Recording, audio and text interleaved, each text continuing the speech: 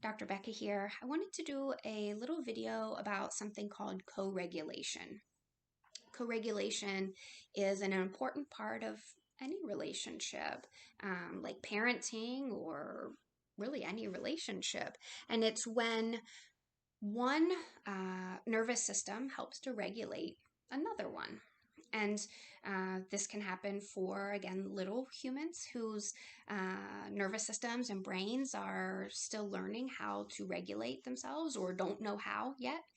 It also can happen for big people like me, right? Or any other adult who's feeling a feeling so big that it's taking over your entire system, right? This can come up for trauma survivors. And so co-regulation can be an important part of regulation anytime a person is feeling overwhelmed by a big emotion. There's a couple important parts of co-regulation, and one is that if we are attempting to help someone regulate, right, that we are using my regulated system to help regulate another person's nervous system, I got to be regulated. So if it's me and I'm feeling chaos, and somebody wants to come in and help me, they cannot bring the chaos. They can't. Chaos begets more chaos, right? Big feeling begets big feeling.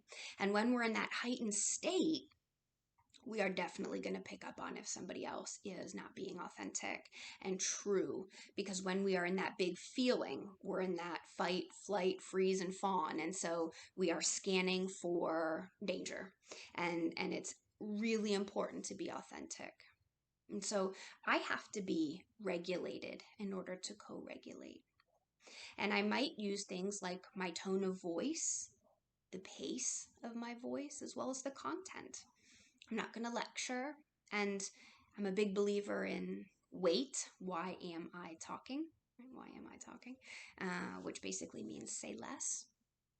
If I'm talking for me, that is not about regulating the other person. My language should be for them, and it should be short and reassuring. So things like Dr. Dan Siegel's Name It to Tame It. You seem overwhelmed. You are really angry. You're really scared. That's it. Just name it and move on. That can automatically bring folks down. You feel heard and seen. We also can reassure that a person is safe. We don't want to tell them you're okay because they don't feel okay, right? And when we tell someone they're okay, when they're not, we actually can be more dysregulating because the person doesn't feel seen. Oftentimes what we mean is you're safe, but they don't feel that way, and so we want to use that specific language. You're safe. I'm here with you. I'm not going to leave you. I know you're scared. I'm with you. Other ways that we can use co-regulation, or that other sort of strategies for co-regulation, is using, again, our body. So the warmth of my body. If it's a little person or hell, a big person, you could be hugging them or holding them. Not only is my voice, they can hear it, but they can feel it, right? If I put my hand here, I can feel the vibration of my voice. I can also feel my breath. Right? So my even, slow breathing can help another person regulate by giving them a model to breathe like I am. I'm not telling them to breathe the way I am. I'm just breathing this way so they can feel it, and their body will attune and regulate. If we think about littles, when you think of a baby who's crying and you pick them up and you hold them, right? So I'm holding them close. I'm breathing. Obviously, right? But I'm breathing in a particular way. I'm using my tone, and maybe I'm rocking. Rocking can be a really regulating activity. And adults can do it too. If you've been to our clinics, you know that all of our swings can hold at least up to 300 and some pounds, so that if the adults need to get in there and get regulated, we can do that, and that's important. Everybody needs to feel regulated as much of the time as possible. And when we get dysregulated, we need to learn how to come back to a regulated state as quickly as possible and as efficiently as possible.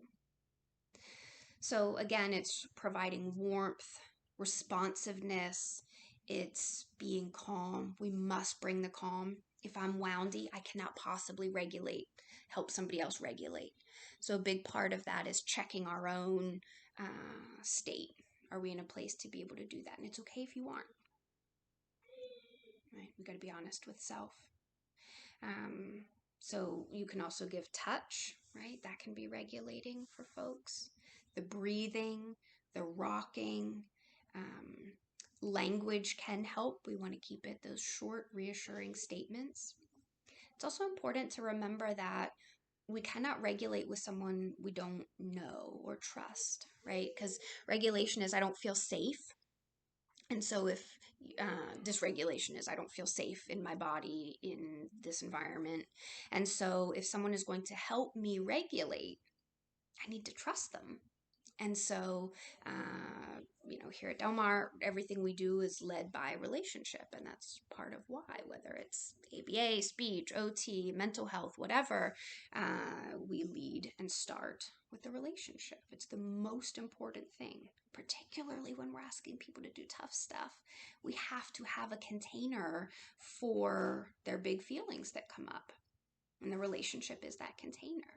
The adult or the professional is that container. And so we need to be sure that we have an adequate relationship to be able to co-regulate, right? As parents, as professionals, as, humans, partners, we have to have that security in the relationship if we are trying to help the other person co-regulate.